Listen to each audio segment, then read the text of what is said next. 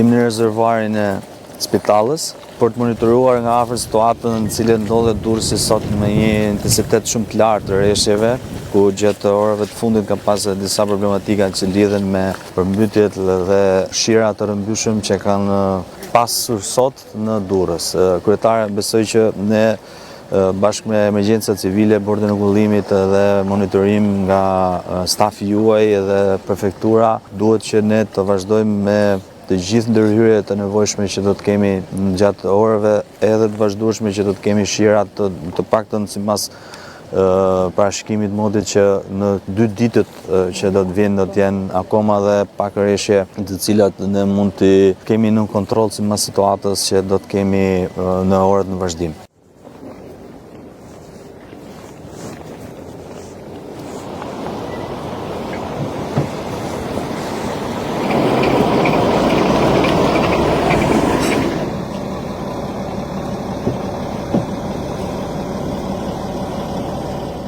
Kemi pasur një ditë shumë intensive me rreshje, e cila ka filluar që në orët e parë të mëngjesit, pra që pas orës 12 natës, rreshjet janë intensifikuar në rreth orës 3-4 të mëngjesit, duke vijuar deri në orën 11:30 paraditës, me një intensitet shumë të lartë. Dhe gjatë kësaj periudhe kemi qenë me gjithë ekipet e bashkisë në terren, me zjarfikset, me ndërmarrjet e pastrimit, të gjelbrimit, ndërmarrjen rruga, bordin e kullimit, me stafin e prefekturës, të emergjencave civile, për të ardhur në ndihmë qytetarëve. Ka qenë një situatë me të vërtet sfiduese për të thënë të vërtetën. Janë bërë të mundur që të evakuohen rreth 35 persona, kryesisht nga zona e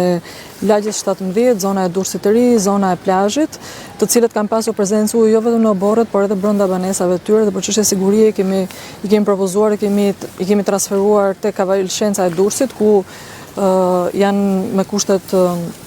e përshtatshme për të qëndruar aty deri në momentin e rikthimit të situatës në normalitet. Nga ana tjetër,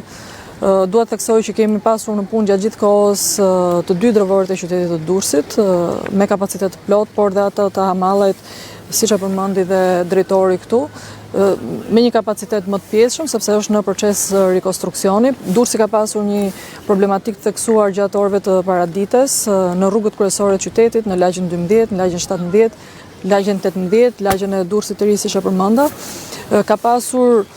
disa kopshte dhe disa shkolla të cilat janë mbyllur për arsye të prezencës së ujit, por jo të gjitha shkollat e qytetit, pra një pjesë e tyre kanë funksionuar, dhe së bashku me ekipet ne tashmë që situata është shqetësuar, do të vazhdojmë punën me zjarfikset dhe me mjetet e Ministrisë së Mbrojtjes për të bërë të mundur heqjen e ujit nga banesat nëpërmjet pompave të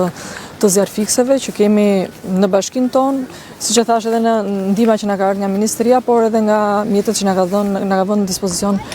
porti i Durrësit. Do të jemi në terren gjatë gjithë kësaj kohe, gjatë gjithë orëve në vazhdim për të monitoruar situatën dhe për t'u ardhur në ndihmë qytetarëve. Kemi vënë të gjithë drejtuesit e institucioneve kontaktet personale, i kemi vendosur publikisht dhe kemi pasur një kontakt drejt për drejt me qytetarët, e kuptojmë që është një situatë e jashtëzakonshme, por ne do të vazhdojmë të jemi në terren për gjithë kohës si do të jetë nevojshme. Nga ana tjetër, këtu jemi në rezervuarin e Spitalës, i cili ka arritur si asnjëherë kuotat maksimale, dhe për këtë arsye kemi bërë çarjen e shkarkusit katastrofik.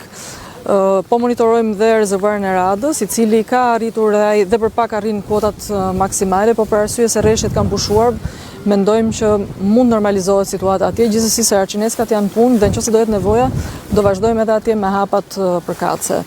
Do të jemi në terren gjatë gjithë kohës dhe për të përgjigjur qytetarëve dhe për të punuar sa më shumë që ta kthejmë në normalitet situatën, duke shpresuar që edhe ditët në vijim